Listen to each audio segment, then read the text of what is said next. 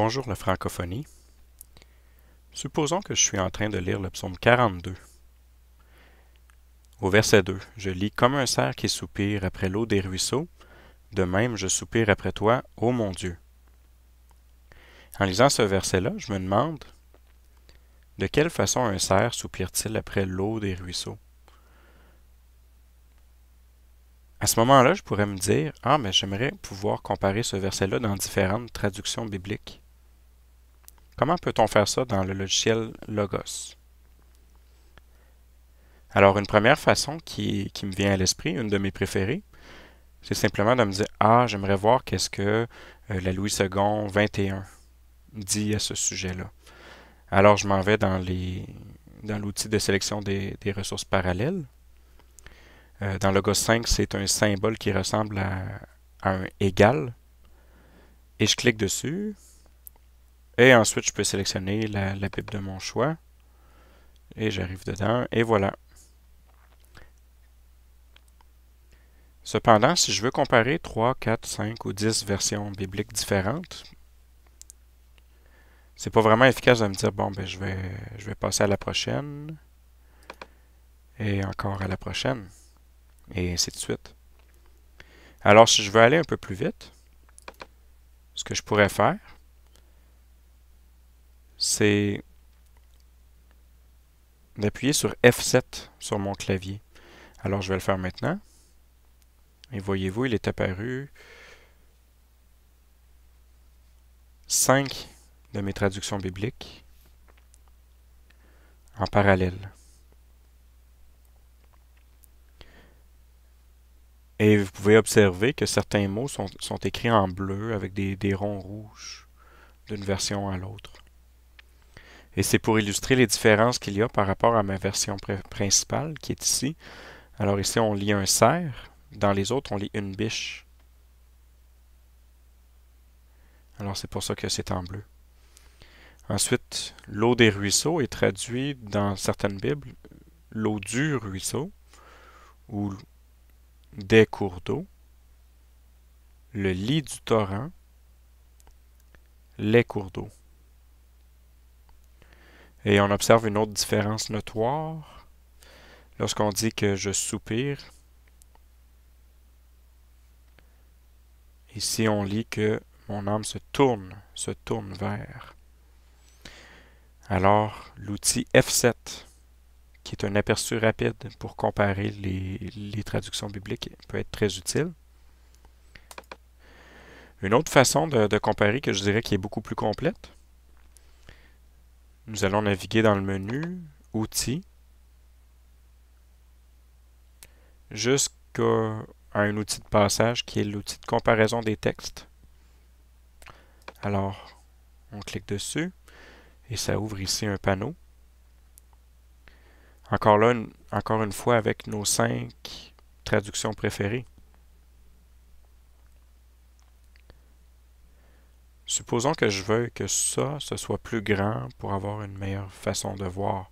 Je peux aller sur l'onglet avec ma souris et je clique et sans relâcher, je glisse et je vais le glisser ici dans mon gros panneau. Alors j'ai encore ma Bible Summer en arrière-plan, mais là je suis rendu dans la comparaison des textes. Et là je pourrais me dire, ah, c'est affiché en colonne parallèle, mais je trouve pas ça efficace. Moi j'aimerais les voir une au-dessus de l'autre. Alors je peux cliquer ici et ensuite aller sur bureau horizontal en colonne, bureau automatique. Alors c'est bureau vertical. Et si j'agrandis un peu le panneau, voilà. Alors on les voit tous un en dessous de l'autre. Alors c'est beaucoup plus rapide maintenant visuellement de comparer à un cerf est remplacé par une biche dans bien des traductions ou interprété comme tel. Et soupirer, se tourner.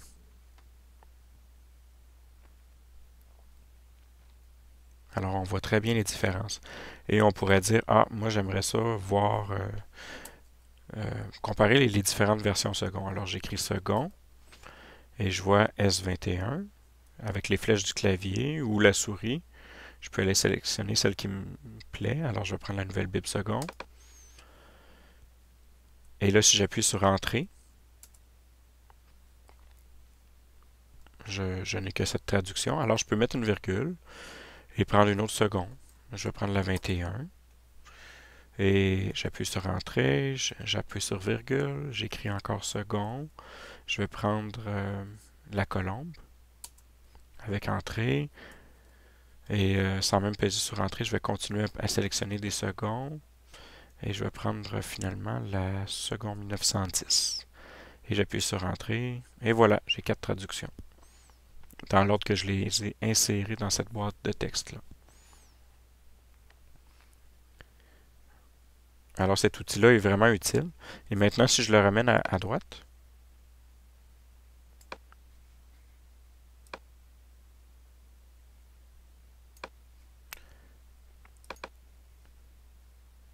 et que je continue à lire au verset 3, lorsque j'arrive au verset 3, l'outil me suit aussi au verset 3. Et ensuite, j'arrive au verset 4, et ça continue. Donc, le panneau de comparaison des textes est un outil vraiment utile, mais parfois, on le ferme parce qu'on se dit, ah, ben, je veux pas que ça prenne trop de place dans mon écran. Et dans ce temps-là, ben, on peut se dire, ah, ben, je voudrais juste voir mes 5 versions préférées sur le verset 5. On clique sur le verset 5 pour que la référence soit la bonne. Et lorsqu'elle est la bonne, on appuie sur F7. Et voilà. Ou sinon, on pourrait se dire, je veux seulement voir une autre de mes traductions rapidement. Alors, on va dans les ressources parallèles, on ouvre le français courant, et voilà, c'est fait. Et si je reviens à la Semeur, une dernière chose qu'on pourrait vouloir faire parfois, c'est de dire, j'aimerais pouvoir lire 2 Bibles en parallèle constamment. À ce moment-là, je vais ouvrir un nouvel onglet sur une autre de mes traductions. Alors, je vais prendre la Nouvelle Bible seconde. Et là, ce que je vais faire, c'est que je vais le mettre côte à côte, en parallèle de ma Bible du Semeur. Alors, je prends l'onglet, je clique et glisse. Et si je relâche ici, ça ne sera pas au bon endroit. Alors, je vais continuer. Et voilà, ici. Alors là, j'ai les deux, une à côté de l'autre. Et si je change la grosseur du texte,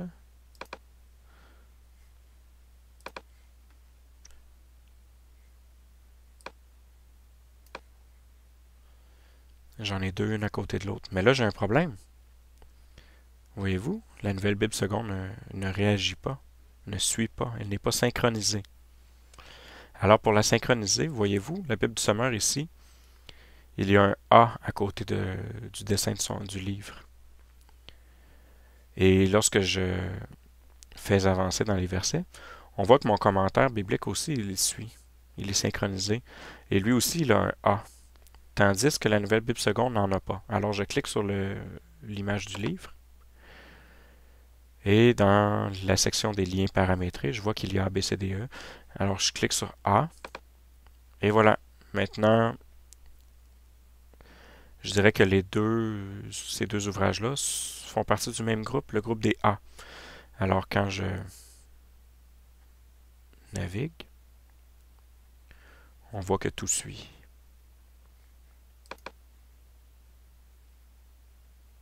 Alors je peux lire de façon synchronisée.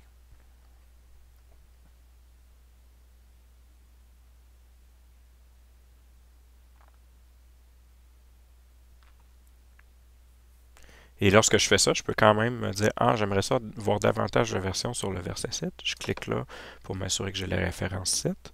Et je fais F7 sur mon clavier. Et je peux le voir. Ou encore, je peux aller dans les outils et lancer une comparaison des textes. Et je peux même corriger ici la référence. J'appuie sur Entrée. Et voilà. Et là, j'aimerais retourner à mes bibles préférées. Alors, je vais ici. Et voilà. Alors, ça fait le tour des options que je dirais principales pour comparer le texte d'un passage dans plusieurs traductions bibliques.